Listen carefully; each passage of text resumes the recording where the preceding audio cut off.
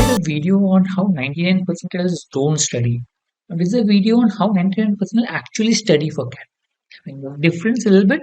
There you're aware about what should not do, but here we are looking at what. So one is the mindset very clearly. And most aspirants, what they look at how many hours they can prepare for studies. But if you're looking at being successful in CAT, what you need to look at not hours of preparation, but how am I improving or what knowledge I'm going to gain. That is what's important. And for every session that you go on, you need to work on that mindset. Am I gaining? What am I gaining? And how should I improve on that? That should, because CAT is a thinking based exam. Remember that. It's not a knowledge based exam where you try to, go how many hours you put, that much you'll get it. No, it's more of thinking and you should develop a thinking process. Also, what they do is they don't study many hours. I mean, it's known that if you study too many hours, your mind gets saturated and you're not able to think. It just goes off. You need to put in few hours, but focus and study. I mean, clear objective for every session and no random study. So few hours of quality studies. Maybe at a stretch, give half an hour, and then we did put a video on Pomodoro technique of studying. Maybe you can use that. But it's very important that you have high quality hours, less number of hours. Studying for more hours doesn't help. It's not a knowledge based exam that will help. You need to develop thinking process, and therefore better quality of preparation hours is important. Also, the focus should be learning new methods. Now, what happens is people are so used to that old school level method, putting formula, writing a step, getting the answer. And that's what you continue doing it. But that is old and slow method. If you really want to improve, you have to unlearn your old method and learn new methods of solving faster. Maybe using options, maybe some simple techniques that will help you solve. So mastering few methods that will help you solve better is what is required. Keep on practicing new methods and that will help you improve.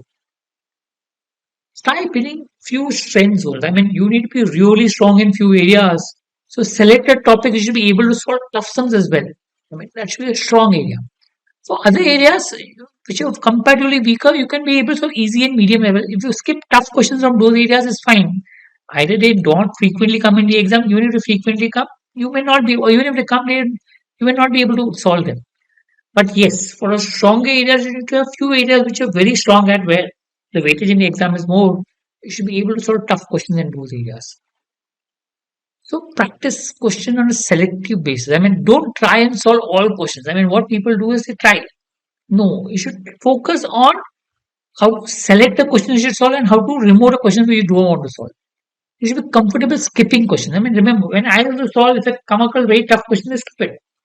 But if I have to break the head and it's too tough and I'm not expecting it to anyway come in the exam, why do I need to break it up? Leave it off. Go ahead. You're not here to be a mathematician that you have to be expert in all the questions. You're here to practice CAT questions. Even the CAT examination, you should learn how to skip questions which are tough and learn to solve easy questions. Okay, so learn to identify tough questions. Questions which are not important for CAT, you need to leave them. Learn to leave them. Okay, leaving the right question is the skill in CAT. If you're able to identify questions that are tough and leave them quickly, amazing. You have half cracked the CAT.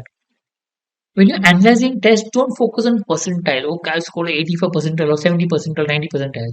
Focus on how did you skip a question? I mean, which question to skip, how to skip a question. Okay, what mistakes have I done? Can I avoid the mistakes? How to choose the right question to solve. Or you need to focus on those, the selection questions and how to reject the questions. And what mistakes. And how do you prepare next based on your analysis. Hope this helps. We'll come up with more videos that will help you with regards to preparation.